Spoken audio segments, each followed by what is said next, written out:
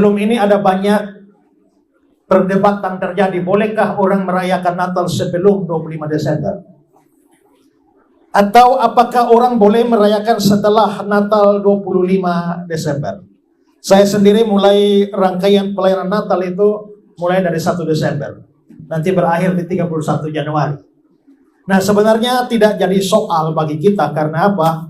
Karena memang sebenarnya setiap tahun itu kalau kita mau rayakan Natal, selalu yang jadi soal, jadi masalah itu adalah sebenarnya Tuhan Yesus lahir kapan sih? Ya. Dan itu selalu menjadi masalah. Tapi bagi kita sebenarnya yang terpenting bukan soal kapan Tuhan Yesus lahir. Yang terpenting itu adalah bahwa fakta bahwa Tuhan Yesus benar-benar sudah lahir, pernah lahir ke dalam dunia ini. Itu tidak diragukan oleh siapapun. Karena ada banyak sejarawan-sejarawan atau ahli-ahli sejarah dari Romawi yang bukan orang Kristen, tapi mereka memberi konfirmasi bahwa di abad yang pertama itu memang ada orang atau ada seorang manusia yang bernama Yesus. Katakanlah catatan dari Josephus Flavius, seorang sejarawan Yahudi. Dia bukan agama Kristen. Di dalam bukunya Antiquities of the Jews. Juga ada sejarawan Roma Tacitus dalam bukunya Annals. Mereka mengkonfirmasi bahwa ada seorang yang namanya Yesus yang mati disalibkan pada zaman Pontius Pilatus, warga atau prokurator Romawi. Karena itu saudara-saudara, keberadaan Yesus di dalam dunia itu tidak pernah diragukan. Jadi soal dia lahir kapan itu urusan tidak terlalu penting. Yang penting adalah dia benar-benar sudah dilahirkan. Nah, Bapak Ibu yang terkasih, tema nasional kita ini adalah marilah sekarang kita pergi ke Bethlehem. Itu adalah kata-kata dari para gembala pada waktu Natal yang pertama. Mengapa mereka mau pergi ke sana? Karena mereka sebelumnya mendapatkan kabar baik, mendapatkan berita baik dari para malaikat. Hari ini telah lahir bagimu juru selamat, yaitu Kristus Tuhan di kota Daud. Saudara-saudara, setelah dapat kabar baik itulah, maka mereka sepakat, marilah kita pergi ke Bethlehem.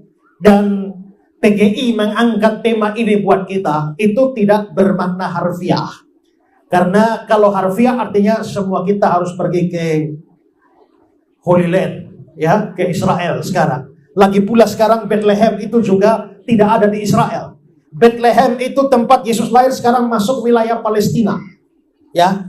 Dan orang Israel telah membuat tembok yang sangat tebal, sangat tinggi, mengurung Palestina.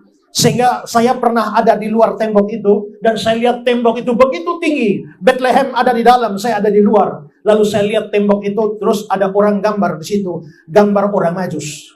3 orang Majus di situ naik keledai, lalu ada tulisan di sana dikatakan begini, seandainya Yesus lahir hari ini, maka orang Majus tidak bisa masuk Bethlehem. Kenapa? Karena temboknya Israel terlalu tinggi. Nah, tentu saja tidak dimaksudkan bahwa marilah kita pergi ke Bethlehem itu sebagai sesuatu tindakan harfiah. Ini adalah satu bahasa figuratif, satu bahasa kiasan bahwa sebenarnya pergi ke Bethlehem itu adalah sebuah respon. Respon terhadap apa? Respon terhadap berita Injil yang diberitakan oleh para malaikat. Tadi kita sudah lihat ada drama kecil, ya. Malaikat datang memberitahu sebuah kabar baik soal lahirnya seorang juru selamat. Dan marilah kita pergi ke Bethlehem. Sesungguhnya adalah respon terhadap kabar baik, respon terhadap berita baik yang datang pada hari Natal itu. Nah, saudara-saudara, sebentar saya akan kembali kepada tema ini. Tetapi saya ingin mengajak kita untuk berpikir bahwa waktu hari Natal dikatakan bahwa hari ini telah lahir bagimu juru selamat. Natal itu penting, Natal itu istimewa. Kenapa? Karena hari Natal adalah hari di mana juru selamat diberikan kepada dunia. Maka kita sekarang bertanya, mengapa diperlukan juru selamat? Nah, supaya kita bisa tahu mengapa diperlukan juru selamat, itu beberapa pokok pikiran perlu kita mengerti terlebih dahulu. Saya akan jelaskan satu persatu. Yang pertama, saudara-saudara, perlu disadari adalah bahwa semua manusia adalah orang berdosa dan berada di bawah kuasa dosa. Kita baca Alkitab, nenek moyang kita paling atas, Adam dan Hawa, itu telah berdosa. Dan selanjutnya Alkitab berkata, semua orang telah berdosa. Saudara-saudara, sebenarnya itu bisa dijelaskan di dalam perspektif sebab akibat. Karena yang paling atas Adam dan Hawa berdosa, maka otomatis semua kita yang berasal dari Adam itu mewarisi dosanya. Saudara-saudara, hakikat Adam dan Hawa menjadi manusia berdosa, sehingga mereka hanya bisa menghasilkan manusia-manusia yang berdosa. Kalau ada monyet laki-laki di atas kawin dengan monyet perempuan, punya anak, anak monyet apa? Anak monyet apa? Monyet. Kalau monyet punya cucu, apa? Monyet. Kalau monyet punya cicit, kalau monyet punya cecet, sampai cocok, monyet. 100 generasi monyet itu tetap monyet. Tidak bisa pada generasi 97, monyet melahirkan buaya. Tidak ada. Monyet hanya bisa menurunkan monyet terus sampai ke bawah, itu monyet terus. Maka orang berdosa itu hanya bisa melahirkan orang berdosa seluruh generasi. Itulah sebabnya semua manusia itu adalah orang berdosa. Tidak ada manusia yang tidak berdosa. Dan saudara-saudara, bahkan Alkitab berkata, Mazmur pasal 51 ayat 7, dalam dosa aku dikandung ibuku. Maksudnya adalah bahwa semua kita itu sudah menjadi orang berdosa waktu kita masih di dalam rahim ibu kita. Berbuat dosa itu nanti, tapi menjadi orang berdosa sejak dari rahim ibu kita sudah orang berdosa. Jenis kita itu adalah jenis dosa, walaupun kita belum berbuat dosa. Itu sama seperti macan. Macan kalau terkam kambing, itu dia macan itu binatang buas. Waktu macan terkam kambing, dia binatang buas. Waktu macan tidur, dia binatang buas atau tidak? Buas juga. Waktu macan makan, dia binatang buas. Waktu macan puasa, dia binatang buas atau tidak? Buas juga. Artinya, buasnya macan tidak tergantung dia terkam kambing atau tidak terkam kambing. Dia sadar atau dia tidur. Tidak. Maka status sebagai orang berdosa, itu sudah status kita. Tidak peduli kita sudah berbuat dosa atau belum berbuat dosa, status kita sudah adalah orang berdosa. Makanya masih di dalam rahim ibu, semua orang sudah menjadi orang berdosa. Selanjutnya, setelah kita keluar dari rahim ibu, barulah kita berbuat dosa. Sehingga Alkitab berkata, semua orang telah berbuat dosa dan kehilangan kemuliaan Allah. Bapak mama sekalian, dosa ini bukan hanya sekedar sebuah perbuatan, tapi dosa ini adalah semacam kuasa. Suatu kuasa yang menguasai manusia, sehingga manusia tidak bisa melakukan hal yang lain selain dosa. Bahkan dosa bukan persoalan lahiriah, dosa persoalan rohani yang tak bisa dibersihkan dengan persoalan jasmani apapun. Bapak Ibu, ada satu orang yang pernah dilaporkan ke polisi gara-gara dia maki orang. Karena dia maki orang lalu dilapor ke polisi sampai ke sidang pengadilan. Lalu waktu di pengadilan hakim memutuskan hukuman yang aneh. Karena apa? Hakim bilang ini orang mulut terlalu kotor. Jadi yang namanya kotor harus dicuci. Maka hakim memutuskan supaya hukumannya adalah cuci dia punya mulut pakai 1 batang sabun sampai habis itu sabun. Karena apa? Karena dianggap mulutnya kotor. Pada hari eksekusi, dia diikat. Lalu Algojo datang bawa sabun 1 batang. Dan Algojo bilang, mulutmu kotor, maka sekarang saya akan cuci. Lalu dia cuci, ini mulut kotor, harus cuci. Kau suka maki orang kan? Sekarang saya cuci kau punya mulut. Dan saudara-saudara, waktu Algojo mencuci mulutnya, bapak tua buka mulut dan dia maki ini Algojo. Habis itu, Algojo cuci lagi, dia maki Algojo. Cuci lagi, dia maki Algojo. Makin Algojo cuci, dia makin cuci, maki Algojo. Kalau begitu saudara, kenapa begitu? Karena masalah bukan pada mulut. Masalahnya pada hati, masalah rohani. Maka dosa itu soal rohani, bukan soal jasmani. Semua kita orang berdosa. Itu hal pertama yang perlu kita sadari. Hal kedua yang kita perlu sadari adalah bahwa orang berdosa berhadapan dengan keadilan Tuhan. Dosa itu adalah melawan kehendak Tuhan. Dosa itu adalah melawan perintah Tuhan. Dosa itu adalah rongrongan terhadap kekudusan Tuhan. Maka Tuhan yang adil pasti akan menghukum orang berdosa. Orang berdosa tidak mungkin tidak dihukum oleh Tuhan. Karena kalau Tuhan tidak hukum orang berdosa, Tuhannya menjadi bukan Tuhan yang adil. Saudara, kalau saudara lihat di dunia ini, ada orang yang mencuri, merampok, tapi tidak dihukum.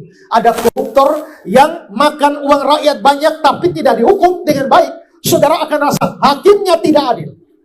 Atau ada orang yang tidak bersalah, lalu dihukum, itu namanya tidak adil. Maka orang bersalah tidak dihukum, atau orang yang bersalah tidak dihukum, tidak bersalah malah dihukum, itu namanya tidak adil. Tapi saudara, Tuhan yang adil itu tidak mungkin tidak menghukum orang berdosa. Karena itu saudara, di dalam ayat Nahum 1 ayat 3, dia bilang, Tuhan itu panjang sabar, besar kuasanya, tapi dia tidak sekali-kali membebaskan dari hukuman orang yang bersalah. Tidak ada orang yang tidak dihukum orang berdosa. Itulah sebabnya saudara-saudara, semua kita orang berdosa, maka semua kita harus dihukum oleh Tuhan Allah. Dan hukuman Tuhan yang paling berat, hukuman Tuhan yang paling besar, itu adalah hukuman neraka, atau hukuman dalam kebinasaan neraka. Saudara-saudara, hari ini banyak orang tidak percaya ada neraka. Bahkan ada pendeta juga berkhotbah bahwa neraka sebenarnya tidak ada. Tapi saudara-saudara, kalau ada orang yang paling banyak bicara soal neraka, itu adalah Tuhan Yesus sendiri. Tuhan Yesus yang bicara paling banyak tentang neraka. Lebih banyak dari nabi-nabi, lebih banyak dari rasul-rasul, lebih banyak dari siapapun. Karena itu saudara, kalau sampai neraka tidak ada, Tuhan Yesus berbohong. Tapi kalau kita percaya Yesus itu benar, kita harus percaya ada neraka. Dan neraka ialah tempat di mana Tuhan Allah menghukum semua orang berdosa. Nah, saudara-saudara, terhadap ini perlu kita tekankan di sini bahwa tidak ada manusia yang bisa lolos dari hukuman Allah. Saudara-saudara, ada banyak cara di mana manusia berusaha supaya dia lolos dari hukuman Allah. Yang paling umum adalah orang merasa dia perlu berbuat baik supaya dia bisa lolos dari hukuman Allah. Makanya kita sering mendengar, marilah kita berbuat baik, marilah kita beramal, marilah kita hidup saleh, supaya perbuatan baik kita, amal saleh kita bisa diterima di hadapan Tuhan, dan kita bisa masuk surga. Saudara-saudara, mungkin agama lain bisa berpikir seperti itu, tetapi di dalam kekristenan, tidak mungkin sebuah perbuatan baik itu bisa menyelamatkan orang dari dosanya. Kenapa? Karena pada prinsipnya, perbuatan baik tidak bisa menutupi pelanggaran. Kalau saya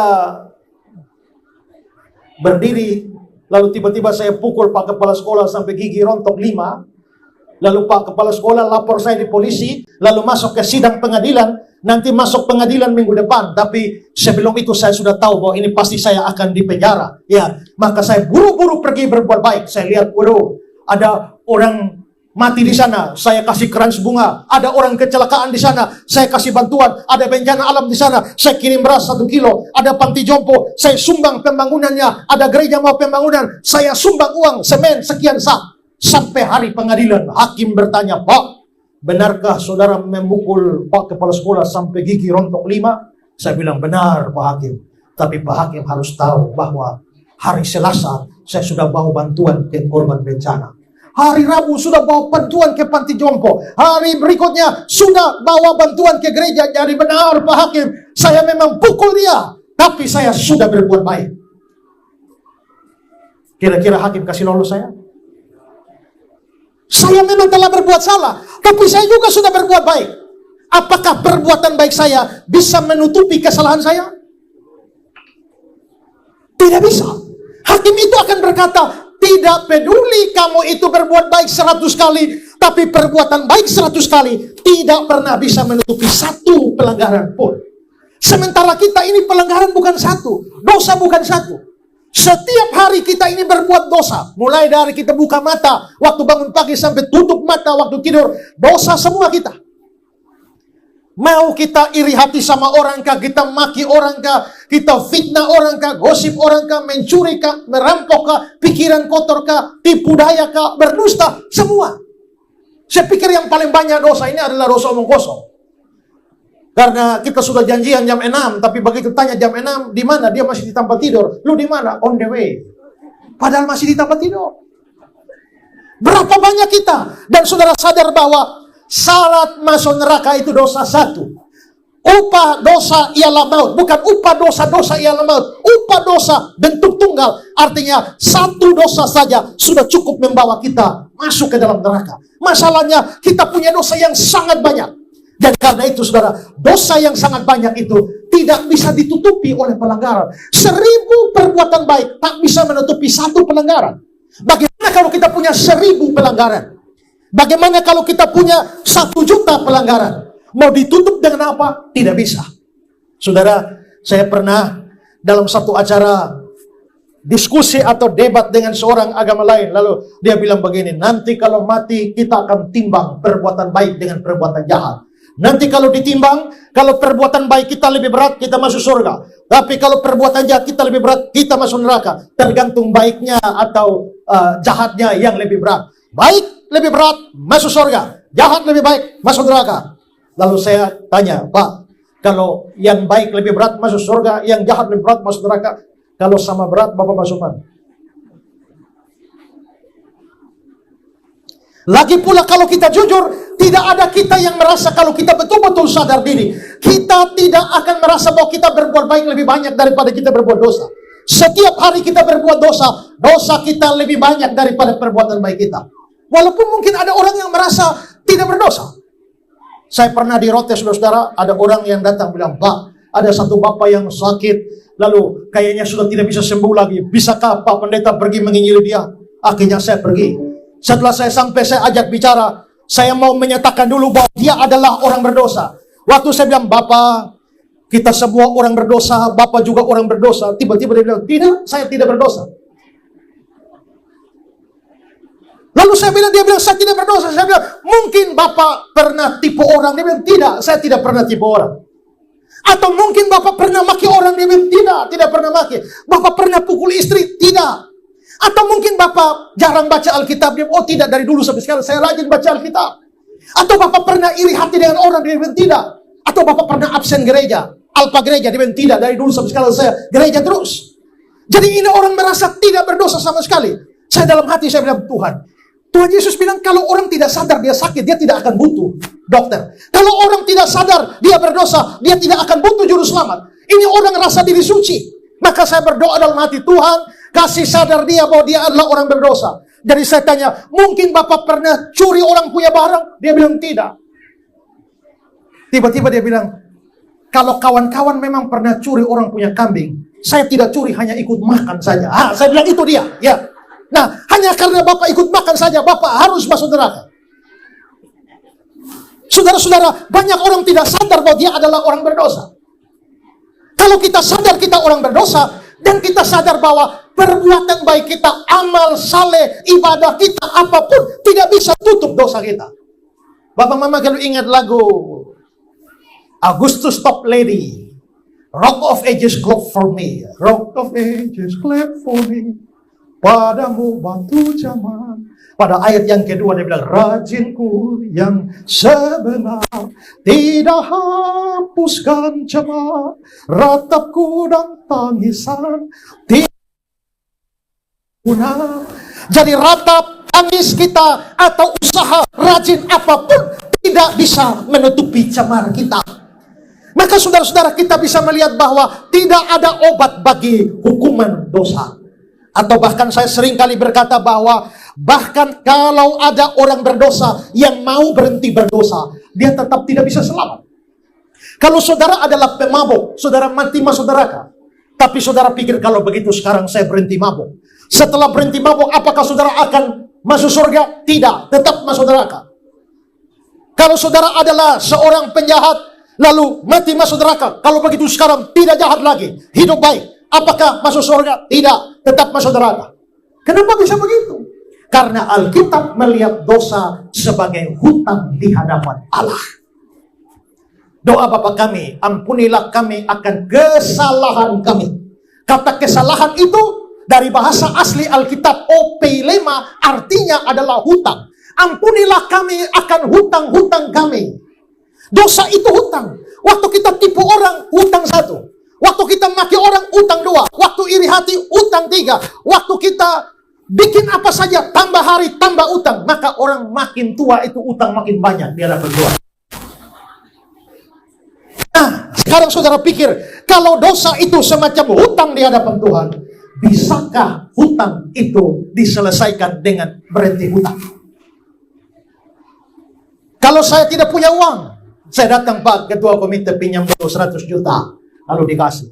Minggu depan Bapak tambah 100 juta lagi, dikasih lagi. Minggu berikut tambah 100 juta lagi, dikasih lagi. Terus sampai 1 miliar. Saya mau pinjam lagi, Pak Ketua Komite langsung marah. Pak Esra ini pinjam sudah 1 miliar. Karena dia marah-marah, lalu saya bilang, Pak, jangan marah-marah lagi. Saya minta maaf. Saya bertobat. Mulai sekarang saya tidak pinjam uang di Bapak lagi. Terima kasih. Permisi, masalah selesai. Selesai. Tadi saya berhutang, sekarang berhenti berhutang. Beres? Tidak beres. Berhenti utang itu nomor 2. Ada nomor 1 yang paling penting, bayar utang. Maka dosa itu begitu. Berhenti berdosa itu nomor 2. Nomor 1, bayar hutang dosa pada Tuhan Allah. Bayar pakai apa, Pak? Upah dosa maut. Jadi bayar pakai nyawa alias mati. Maka saudara, itulah sebabnya orang berdosa, kalau dia berhenti berdosa, dia tetap binasa. Allah tetap menghukum dia. Karena sama seperti utang tidak bisa selesai dengan berhenti utang, dosa tidak bisa selesai dengan berhenti berdosa. Maka manusia berdosa tidak bisa lolos dengan cara berbuat baik, tidak bisa. Berhenti berdosa juga tidak bisa. Maka kalau sudah begini saudara, manusia berdosa tidak ada cara untuk menyelamatkan diri. Lalu bagaimana supaya kita bisa lolos dari hukuman Allah? Nah, ini menghantar kita kepada yang keempat, yaitu dibutuhkan seorang juru selamat. Karena kita tidak bisa selamatkan diri sendiri dengan cara apapun, diperlukan seorang juru selamat. Tapi juru selamat ini, siapa yang bisa jadi juru selamat? Tidak semua orang bisa jadi juru selamat.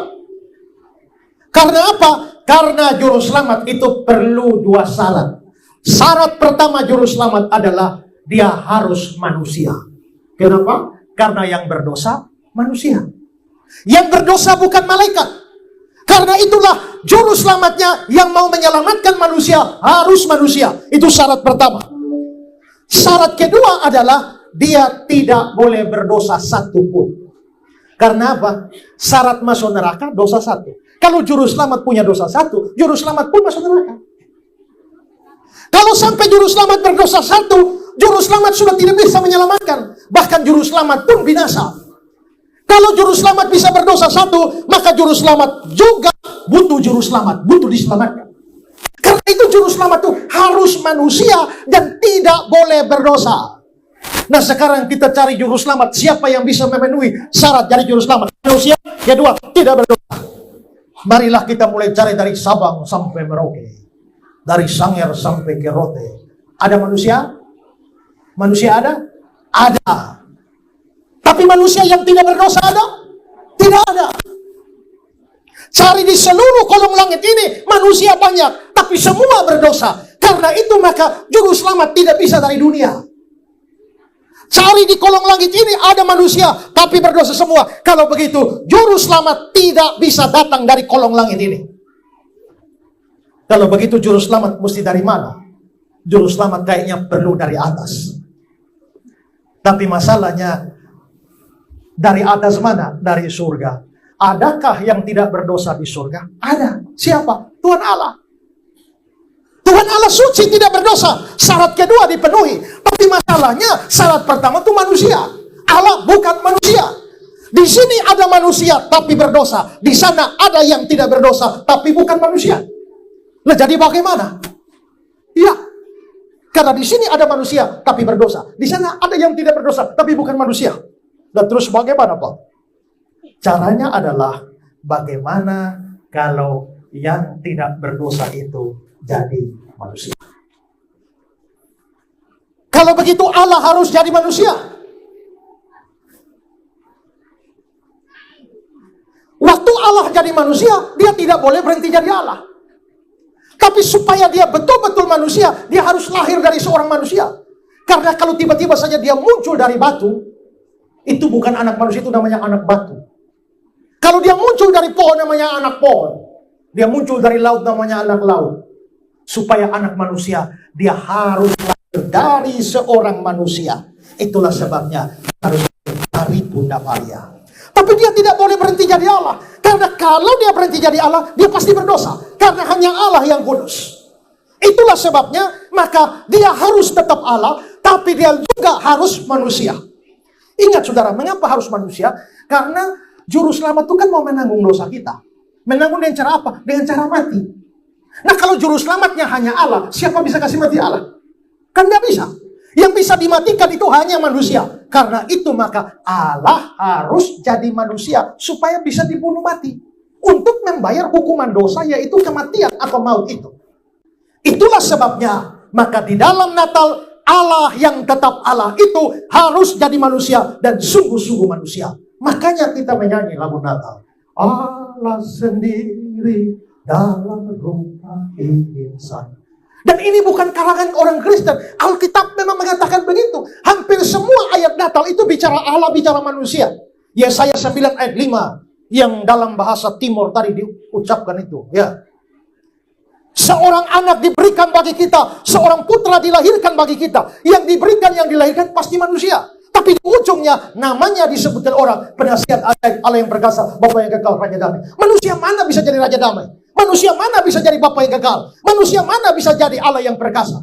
Itu Allahnya. Tapi di atasnya seorang anak telah dilahirkan bagi kita. Itu Allah. Masa Allah dilahirkan?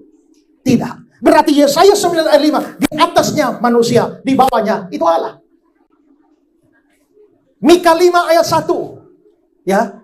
Hai engkau Bethlehem Efrata, daripadamu akan bangkit. Itu kemanusiaan. Tapi tiba-tiba kalimat selanjutnya, permulaannya sejak purbakala. Itu Allahnya, kekal. Berarti ada manusianya, ada kekalnya.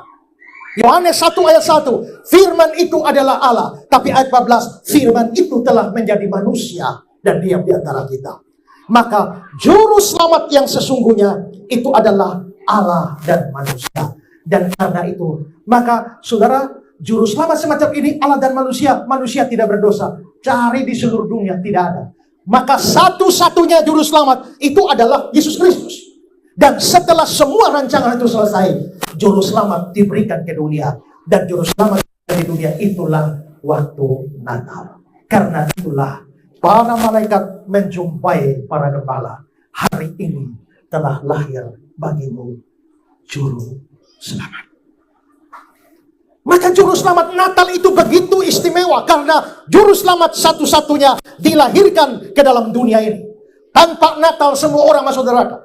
Tanpa Natal semua manusia tidak peduli agama apapun akan pergi ke neraka sekali dan selama-lamanya. Tapi Natal itu menyediakan juru selamat bagi dunia.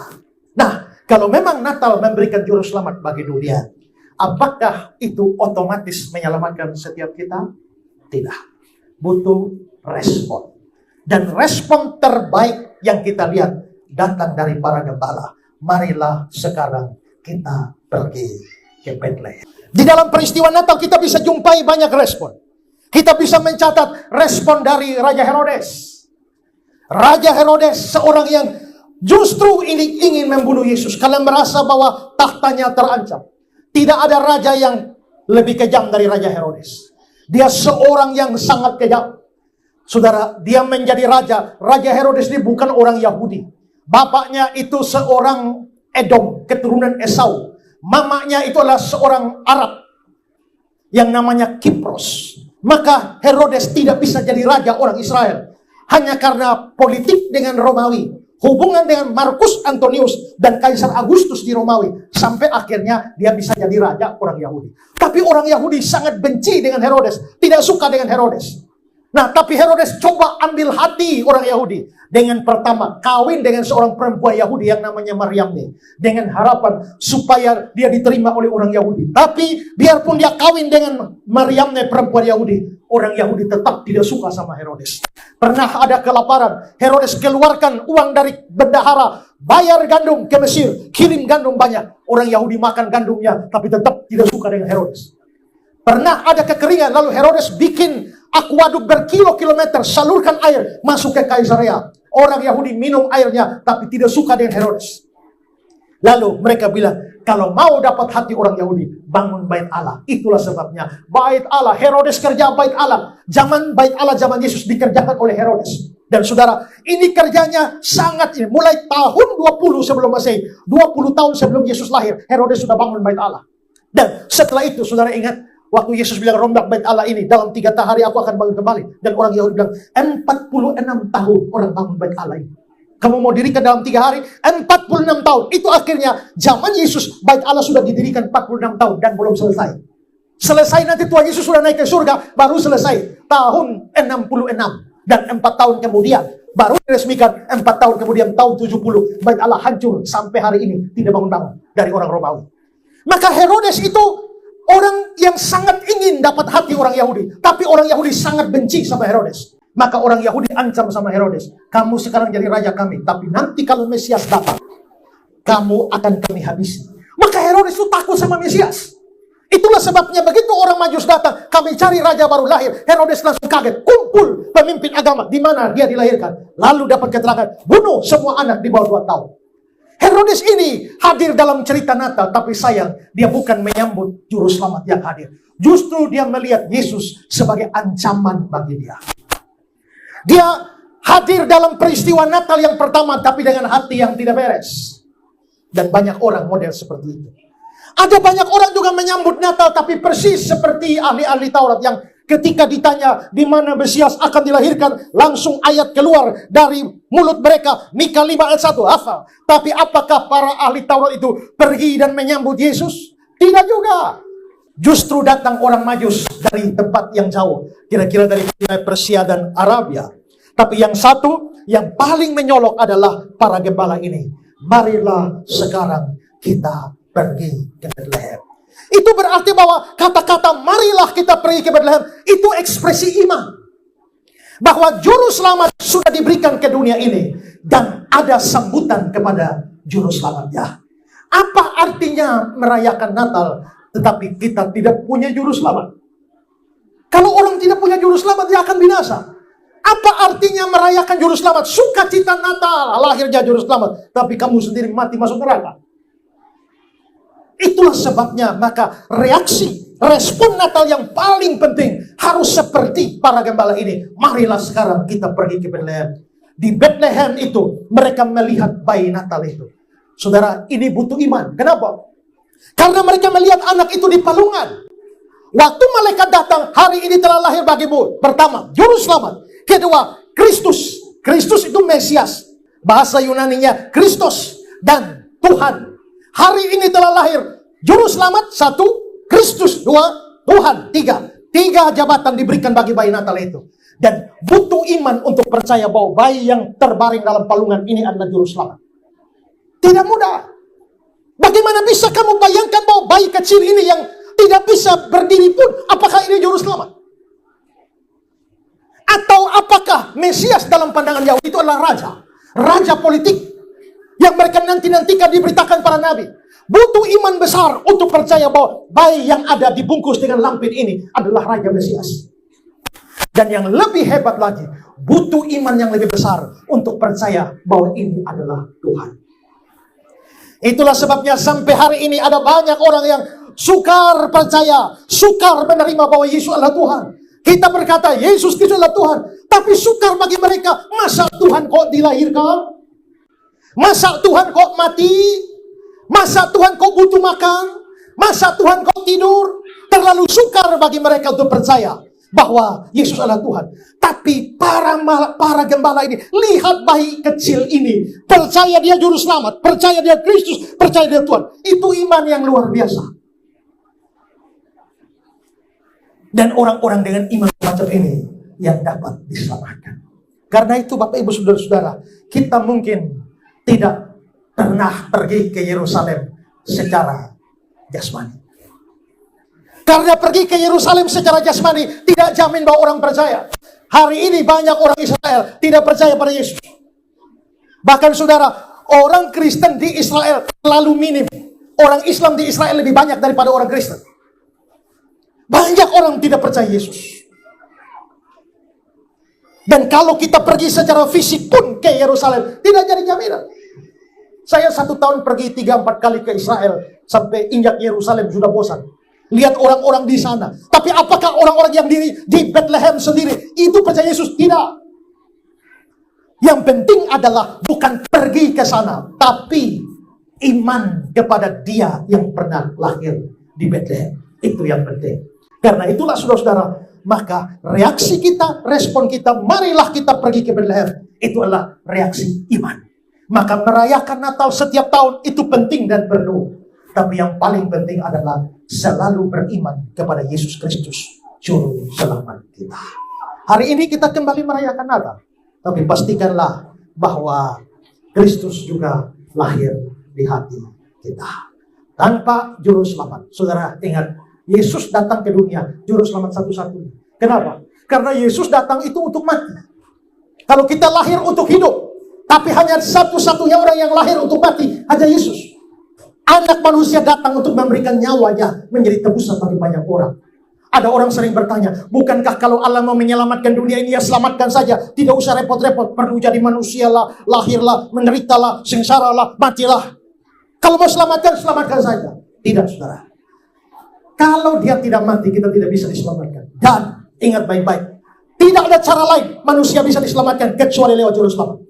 Saudara, saya kasih ilustrasi semacam ini. Saudara, kalau saudara terjebak, kira-kira ada kebakaran lantai 30. Lalu saudara sendiri di atas ada seorang anak umur 5 tahun. Lalu api sudah bakar dari bawah, gedung hampir runtuh. Begitu gedung hampir runtuh, saudara lihat ini bagaimana menyelamatkan anak kecil ini. Akhirnya tidak ada jalan lain. Saudara loncat dari lantai 30. Begitu hampir sampai mendarat, saudara lempar anak ke sana, ditangkap. Anaknya diselamatkan. Saudara leher patah dan mati di tempat. Saya tanya, saudara pahlawan atau bukan? Pahlawan atau bukan? Pahlawan. Kenapa? Saudara rela mati asal anak itu diselamatkan. Tapi sekarang coba cerita kedua. Waktu saudara terjebak di atas, saudara pas mau loncat dengan ini anak, tiba-tiba ada helikopter datang. Bapak, mari sudah naik helikopter. Tapi saudara bilang, tidak mau naik helikopter, biar lompat saja. Lalu saudara lompat, lalu anaknya selamat, saudara mati. Saya tanya, saudara pahlawan atau orang bodoh? Kenapa bodoh? Kalau ada jalan yang lebih gampang naik helikopter, kenapa harus terjun? Ya kan? Kalau seandainya ada cara lain manusia diselamatkan, tapi Allah memilih datang sebagai manusia, mati di kayu salib. Begitu sengsaranya, hanya untuk tambah satu jalan. Itu kebodohan. Allah Bapa dan Yesus Kristus adalah orang bodoh. Kalau sampai rela melakukan itu, hanya demi tambah satu jalan. Tapi tidak mungkin mereka bodoh. Karena itu, mengapa Yesus perlu repot-repot datang ke dunia sebagai juru selamat, lalu akhirnya mati di atas kayu salib dengan cara yang begitu sadis? Karena itu satu-satunya jalan menyelamatkan manusia. Karena itu saudara-saudara, merayakan Natal harus membuat saudara terima Dia, percaya Dia, satu-satunya juru selamat. Ingat, saudara bisa bikin asuransi kesehatan supaya sakit, ada jaminan. Asuransi kecelakaan supaya celaka, ada jaminan. Asuransi mobil tabrak, ada jaminan. Kita pakai jaminan macam-macam. Tapi adakah yang bikin jaminan kekal? Blessed assurance, eternal security. Ada. Jaminan kekal semacam itu hanya ada di dalam Yesus. Karena tiap saat bisa mati. Dan kalau saudara mati tanpa juru selamat, saudara akan pergi ke neraka selama-lamanya. Kita tidak tahu mati kapan kan? Tiap saat bisa mati. Saudara-saudara, di Yunani ada bapak tua satu yang hanya di dalam rumah sehat-sehat walafiat. Begitu dia keluar dari rumah, pas halaman tiba-tiba sesuatu melayang dari langit, tak kena kepala, jatuh langsung mati. Dia langsung mati tanpa tahu apa yang bikin dia mati, apa yang melayang dari langit. Dan semua orang juga heran, kenapa? Karena yang menghantam kepala dia itu seekor kura-kura. Tahu kura-kura? Penyu, tahu? Dia punya nama lain Kea. Ya. Bagaimana bisa ada satu penyu hantam dia? Penyu melayang dari langit kok bisa hantam dia mati. Dan semua orang heran, bagaimana ada penyu terbang dari langit. Nanti setelah beberapa bulan baru orang mengerti, rupanya ada seekor elang yang biasa tangkap ini kura-kura di laut untuk dimangsa. Nah hari itu, elang ini tangkap kura-kura, rupanya kura-kura terlalu besar. Elang tidak kuat, terpaksa elang lepas. Pas elang lepas, pas bapak tua pun keluar, dan mati, selesai.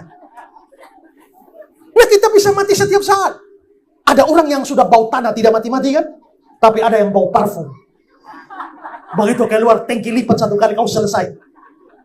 Nah, kalau kita bisa mati setiap saat, pastikan kamu punya asuransi kekekalan.